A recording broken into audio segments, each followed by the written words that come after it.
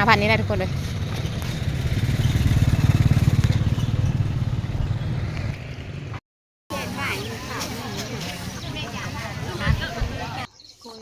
สบายดีตอนเช้าๆมื้อนี้พิมพรกับสีเก็บเครื่องไปขายตลาดนะทุกคนนะสิเอามากล้วยเอาเครื่องกายแล้วเนี่ยเอาไปขายนะทุกคนเนาะไปเบิ่งนำกันนะว่าสิมานบ่ทุกคน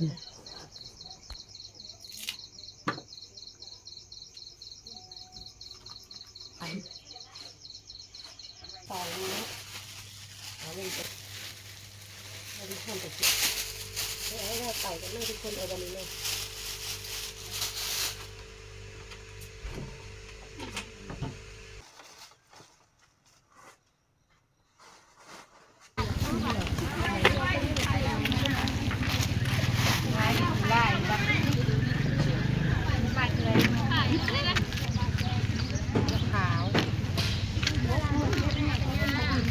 แม่กระเป๋า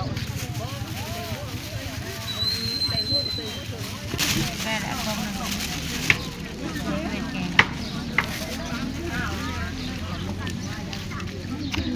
ชัด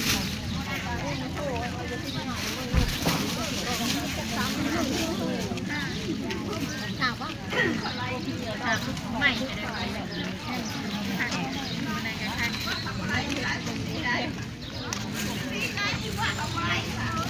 มันจะโกง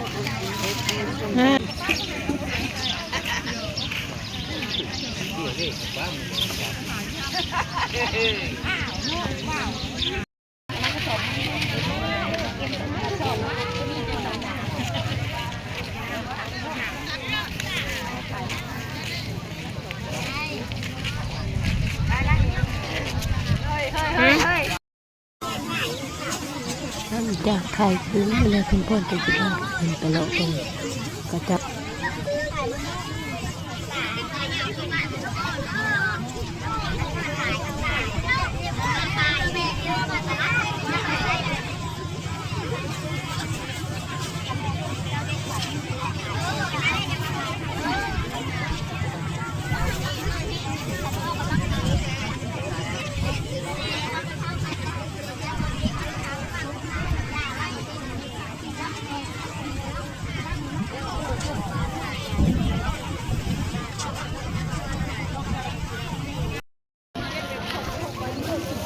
โทรเมฆคกนี่นะ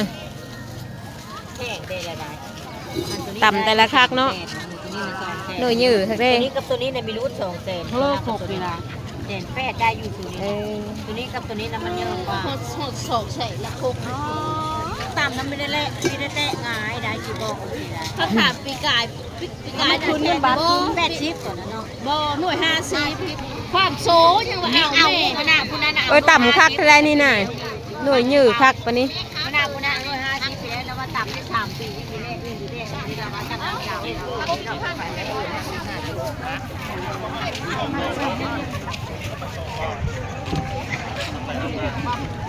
เมื่อลาใครคืนน่ะ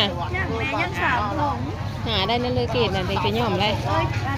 ก้านหลายคนเลยเป็นได้กันมาขายมันมาซื้อขาย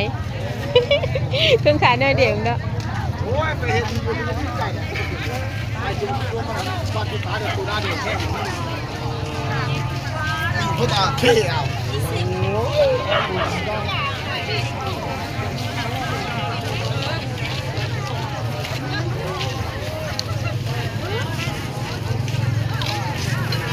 มาซิลี่ของเศร้าคนนี้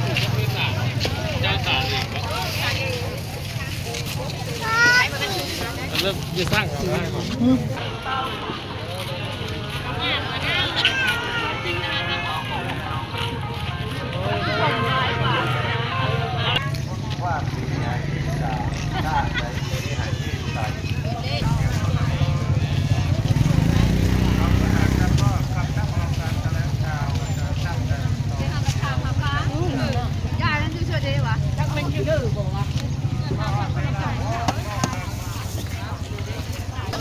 ได้ประเภทนี้มาไม่เด้อ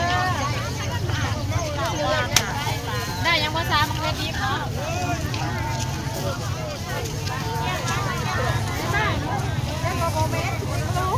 Hãy subscribe cho kênh Ghiền Mì Gõ để không bỏ lỡ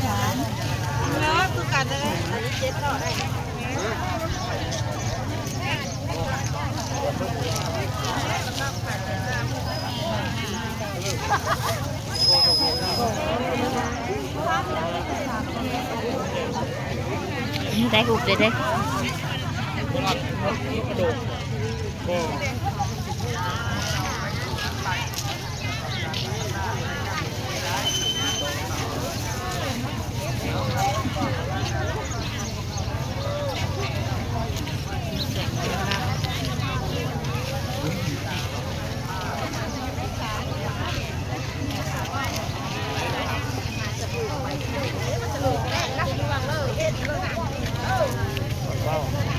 ก่อนนี่เลยนี่น่ะ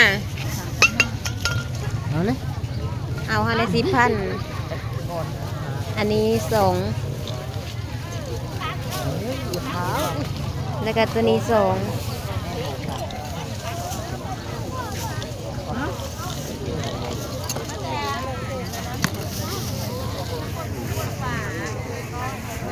อาจจะขายคือมื้อละกิโลมื้อนะทุกคนเนาะมื้ออื่นวันนี้นะ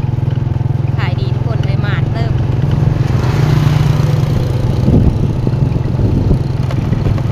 ฮอดพัทยาแล้วทุกคนมาฮอดหานนี่ก็แวะสิก่อนทุกคนจะเก่าจะดื่มได้ซื้อมะม่วงน้ำเพิ่นก่อน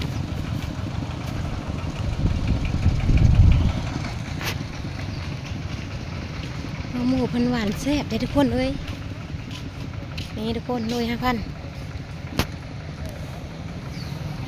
นี่แม่ค้าเพิ่นก็สินั่งอยู่ไหนอยู่แล้วทุกคนเอ้ยนี่ทุกคนหน่วย20,000บางยืดๆทุกคนนี่5,000พิมพ์พรก็บ่ค่อยมีเงินสิเอามา5,000นี่แหละทุกคนเลย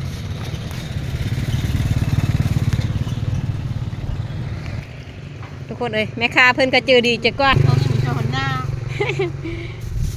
ต่อน้ำเพิ่นก็ยังรู้เธอ3มา10ทุกคนเอ้ยหลายพิลึกมาหมู่หานเพิ่นนี่หวานๆทุกคนเอ้ยแม่ค้าเจอดีได้เพิ่มมานี่ก็แวะซื้อน้ำเพิ่นได้ทุกคนเอ้ยพัทยานี่ทางโค้งนี่แหละขายแล้วก็ซื้อหมดทุกคนเต็มกระตาคือเก่า